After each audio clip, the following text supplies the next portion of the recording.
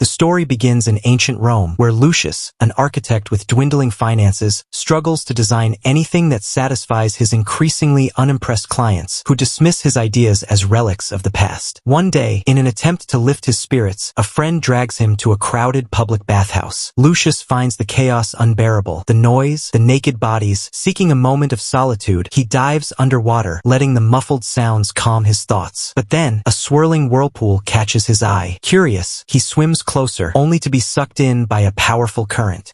Gasping and disoriented, he emerges moments later, not in Rome, but in a sleek, modern Japanese bathhouse. Around him, elderly men with unfamiliar, flat-featured faces stare, just as startled as he is to see a naked stranger appear out of nowhere.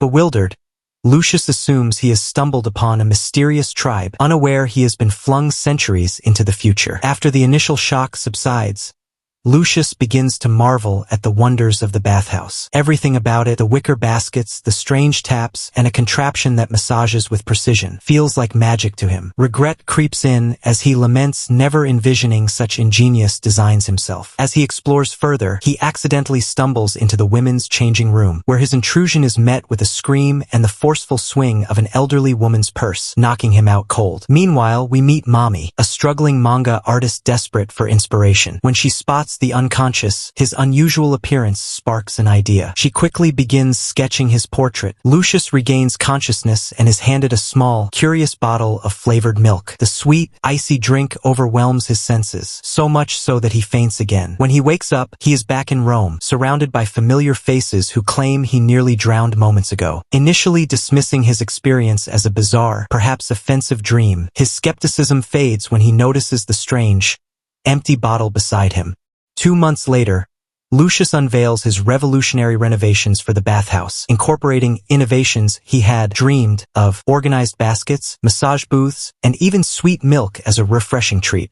His designs earn him widespread acclaim, securing both wealth and recognition. One day, while relaxing in the bathhouse, an old man laments the lack of such luxuries at home. Lucius begins brainstorming, but his thoughts are interrupted by the familiar pull of a whirlpool. Moments later, he finds himself flung into a bathtub in a modern Japanese home. A man enters the bathroom and casually asks Lucius to help him bathe. Confused but compliant, Lucius learns about remarkable tools like the showerhead and the odd-looking shower hat. Unbeknownst to him, the house belongs to Mami, who hears commotion and rushes in. Seeing Lucius again, she dashes off to grab her sketchbook. By the time she returns, he has vanished once more. In Rome, Lucius creates a luxurious house bathtub for the old man, earning him wealth and acclaim. He finally provides his wife with fine meals, but she remains dissatisfied, longing for a child and upset at his constant work.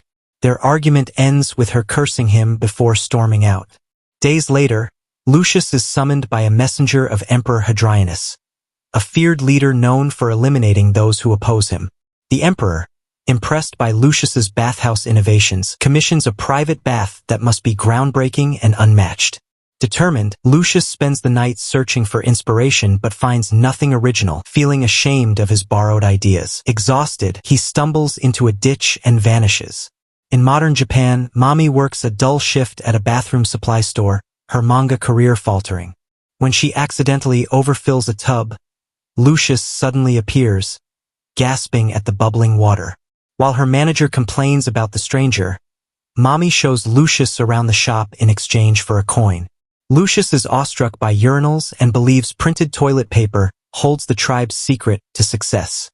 The thing that mesmerizes Lucius most in the modern bathroom supply store is the bidet. Experiencing its gentle stream, he feels as though he's reached divine enlightenment. Returning to Rome with these innovative ideas, he constructs a bathhouse for Emperor Hadrianus that surpasses all expectations. It features a flowing water system for toilet hygiene, a bubbling tub powered by slaves blowing through pipes, glowing aquariums, and scented candles. Overjoyed, the emperor rewards Lucius with a bizarre necklace adorned with sculptures of dog legs and human genitals. Lucius rushes home to share his triumph but finds his wife in bed with his best friend. Meanwhile, in the future, Mami, defeated by failed manga attempts and repeated job losses, moves back to her small hometown. She takes a job at a local bathhouse while immersing herself in the study of ancient Roman history. The mysterious coin Lucius gave her, along with his sudden vanishing, drives her curiosity. Back in Rome, Lucius is approached by another messenger bearing a strange request. The emperor, grieving the death of his son, has become convinced his son's soul has reincarnated into a crocodile.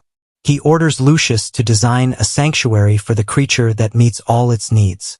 Knowing the weight of this task, Lucius reluctantly agrees, aware that failure would make him a criminal. While inspecting the water flow in the emperor's bathhouse, Lucius is once again sucked into a whirlpool. This time, Lucius emerges not in a bathhouse, but in the middle of a crocodile sanctuary. He finds himself in a cage surrounded by the very creatures he was tasked to accommodate. At the crocodile sanctuary, Mommy arrives with a date she isn't fond of and is thrilled to spot Lucius in a cage. Seizing the opportunity to escape her awkward outing, she frees him and excitedly shows him around the sanctuary, ignoring her disgruntled companion. As they tour the grounds, Lucius learns the essentials of crocodile care and their ideal habitats. Wanting further proof of his Roman origins, Mommy takes him to an archery range, where Lucius astonishes her by effortlessly hitting every target. Convinced of his authenticity, she begins to see him as a living link to history. Their time together is cut short when Lucius accidentally enters a hot spring that pulls him back to ancient Rome. Months later, Lucius unveils the crocodile sanctuary, earning even more favor from Emperor Hadrianus,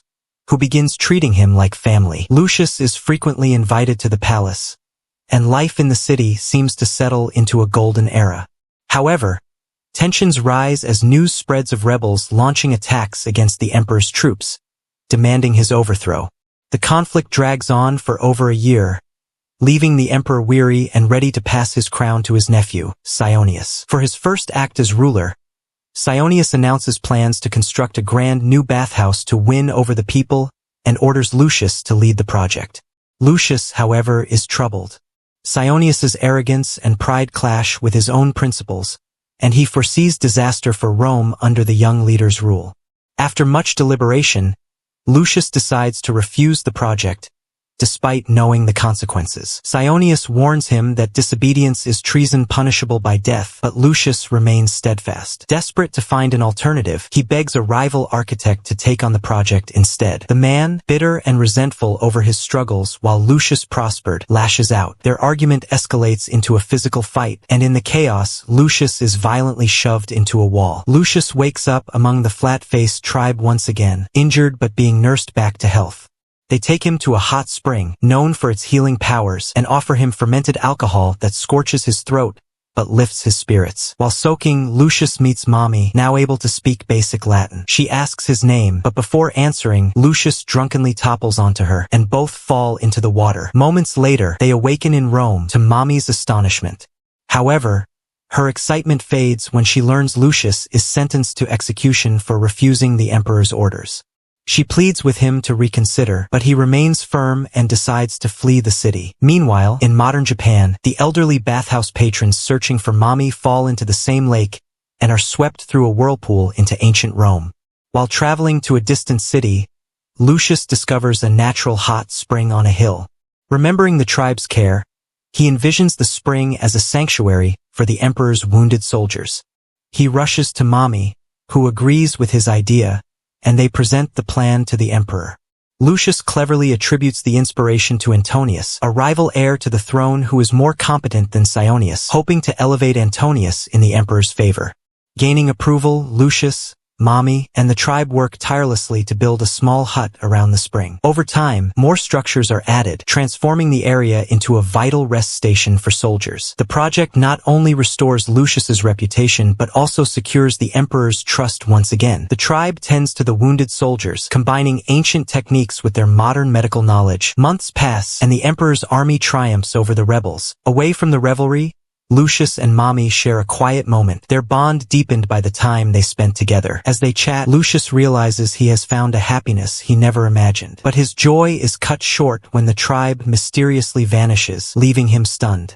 Mommy begins to fade away before his eyes, but just before disappearing, she reassures him. In the aftermath, Emperor Hadrianus names Antonius as his new advisor, securing a stable future for the empire. Lucius is honored in a grand ceremony, hailed as a hero for his role in turning the tide of the battle. Back in the modern world, Mommy adjusts to her new life. One day, as she walks through the city, she freezes in shock. Lucius emerges from a pond, looking as bewildered as ever. The end. Thanks for watching.